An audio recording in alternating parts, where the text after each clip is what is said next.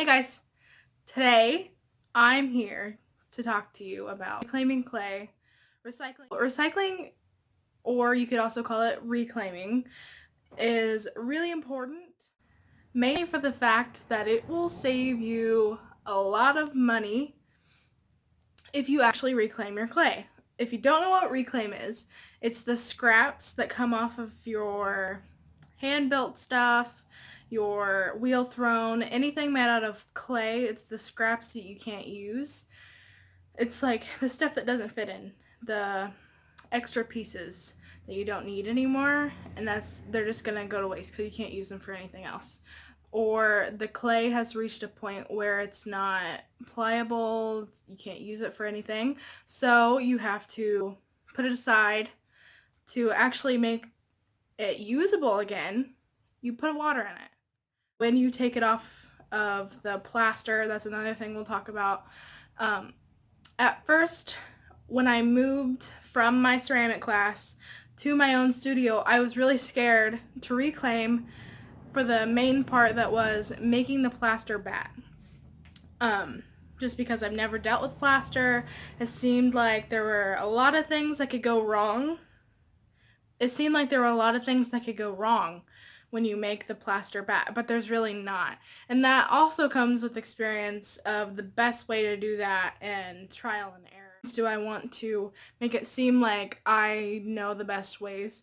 Because I absolutely do not. And if you know any tips or anything like that, you're a fellow potter, please leave them in the comments below. Share this video.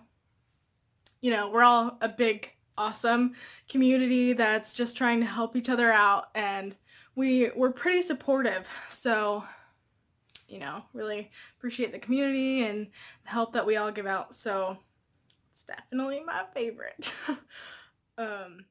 You're talking behind the camera after a long time of not. So,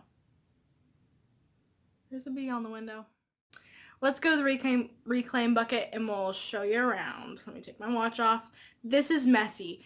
That is my absolute least favorite part of this. It's messy. There's no way around it. And it just has to happen. Actually, right now I have 2 reclaim barrels, one of which needs some work. So, let's go.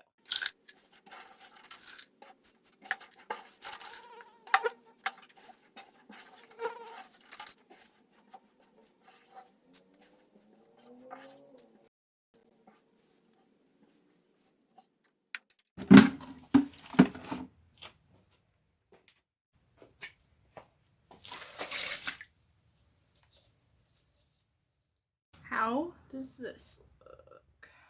Right now is my reclaim bucket. You can actually see the little specks of stuff that I just threw in there.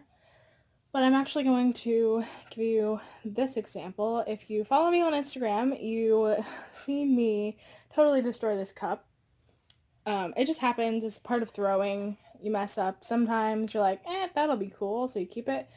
But this just turns out to be the perfect example for this video. So this is going to end up getting broken and chucked down in there just as a warning for you. So basically, it's better if it's bone dry like this. It's got a lot of the water absorbed. Like, this isn't workable anymore. So, like, there's no way, as you can just see, it's not pliable. You do that, it breaks. And eventually this will disintegrate into the goo, and you won't even be able to tell the difference. Putting it onto the plaster. I'm not going to make plaster in this video, but stick around. I'll make it in another video. The bucket's down here. It's just under this. This is just plaster. I'm actually going to move this one. I've got 3. Eventually, you just collect them. And since it's almost winter, trying to get everything from the buckets. I remember this grossing me out. I did this. And then eventually it just gets to where it's kind of therapeutic. That's the main complaint people have with reclaim, is that they get a whole bunch of air bubbles because it is different levels of moisture. So it is harder to wedge.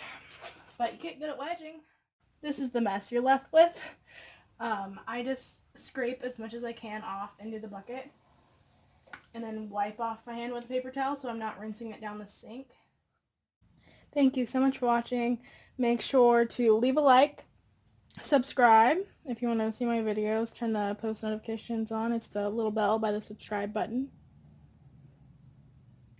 And I'll see you next time. Good luck with reclaiming. Bye.